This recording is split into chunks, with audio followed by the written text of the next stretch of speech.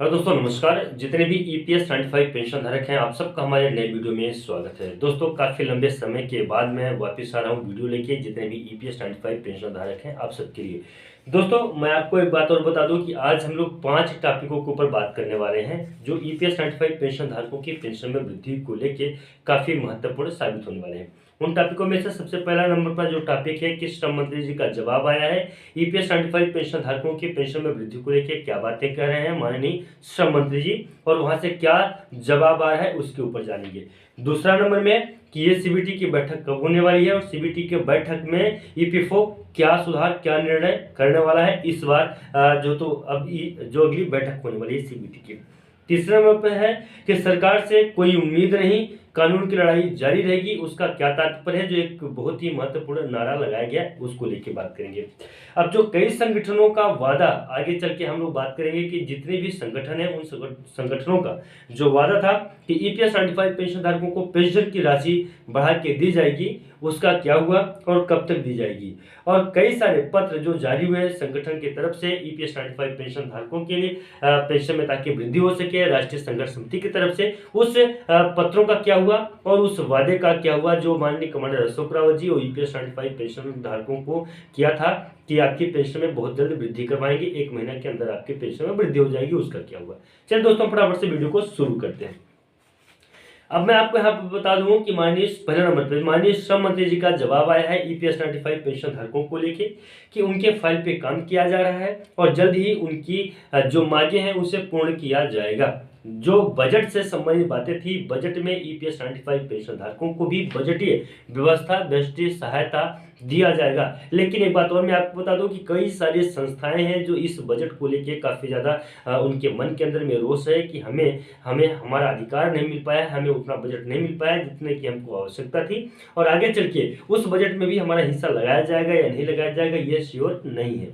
तो इसको लेके ईपीएस 95 पेंशन धारक जब माननीय श्रम मंत्री जी से मुलाकात की है तो वहां से ये जवाब आया है कि ईपीएस 95 पेंशन धारकों के लिए जो तो अतिरिक्त बजटीय व्यवस्था की जाएगी और उनके फाइल्स पे काम किया जा रहा है और जल्द ही उनकी मांगों को पूर्ण रूप से पूरा किया जाएगा, यानी कि ईपीएस 95 पेंशन धारकों की पेंशन में वृद्धि होगी। अब आगे का जो बात है कि सीबीटी की बैठक से ईपीएफओ क्या सुधार करने वाला है, माननीय श्रम मंत्री जी का क्या स्टैंड है इस आने वाले सीबीटी की बैठक में। तो देखिए दोस्तों, अभी सबसे पहले मैं आपको बता दूं कि सीबीटी की आगामी जो बैठक होने वाली है उसका तारीख निर्धारित नहीं हुआ है कि किस तारीख को सीबीटी की बैठक होगी। मुझे तो अभी तक कोई जानकारी नहीं मिल पाई है। एक्चुअली में थोड़ा सा कुछ दिनों से खबर से काफ़ी दूर भी था, इस वजह से भी हो सकता है कि जानकारी न मिल पाई हो। लेकिन यहाँ पे मैं श्योर हूँ कि सीबीटी की बैठक में किसी भी प्रकार की कोई बात नहीं है। लेकिन इस सीबीटी की बैठक में सीबीटी के सदस्यों के माध्यम से ईपीएस 95 पेंशन धारकों की पेंशन में वृद्धि करने की बात कही गई थी और यह भी पूर्ण रूप से आश्वासन दिलाया गया था कि जितने भी सीबीटी की सदस्य हैं सभी ईपीएस 95 पेंशन धारकों के साथ में हैं। और आगे उन्होंने ये भी बताया था कि जितने भी संगठन हैं, चाहे क्षेत्रीय संगठन हो चाहे केंद्रीय संगठन है, वो सबका कहना यह है कि ईपीएस 95 पेंशन धारकों की पेंशन में वृद्धि को लेकर बात कही जा रही है और बात की जाएगी। जितने भी संगठन हैं उन संगठनों आपसी चर्चे से ईपीएस 95 पेंशन धारकों की पेंशन में वृद्धि की जाएगी।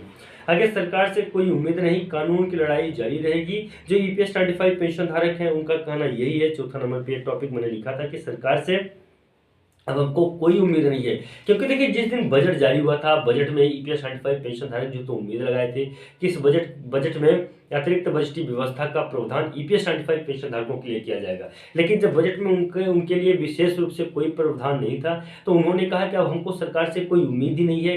अब जो तो ये जो कानून की लड़ाई हम लोग लड़ते हुए चले आ रहे हैं, अभी तक कानून की लड़ाई यूं ही जारी रहेगी और जो तो हमें अब जो तो सरकार के ऊपर कोई भरोसा नहीं है, कोई जो तो सरकार से हमको उम्मीद भी नहीं है। अब हम जो तो कानून रूपी लड़ाई से अपने हक को लेंगे।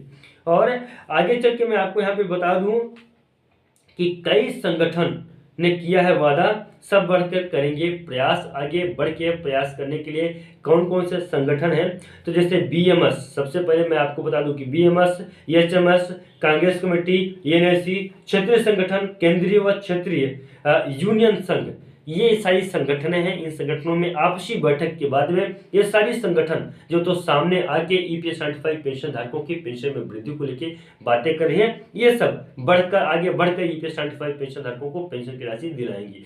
तो ये टोटल जो तो 5 महीने ऐसे जो तो लिख के आप लोगों को बता दिया। बाकी और भी बहुत सारे संगठन हैं जिनको मैं कवर नहीं कर पाया हूँ यहाँ पे।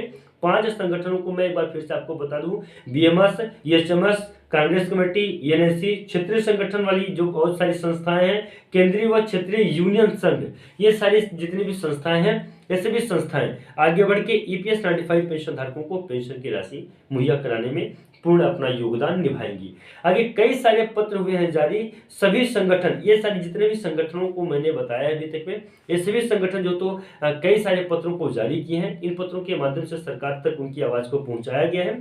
अब जो है तो उनका जवाब अभी तक उनको नहीं मिल पाया है। और मैं एक बात और आपको बता दूं कि इतना सब कुछ जो हुआ है आपके सामने, ये सारी बातें जो सामने हो रही है ईपीएस 95 पेंशन धारकों की पेंशन में वृद्धि को लेकर जो बातें सामने निकल के आई है, इनमें राष्ट्रीय संघर्ष समिति की टीम का पूरा योगदान है। राष्ट्रीय संघर्ष समिति की टीम ने ही ईपीएस 95 पेंशन धारकों को आज इस स्तर तक पहुंचाया है।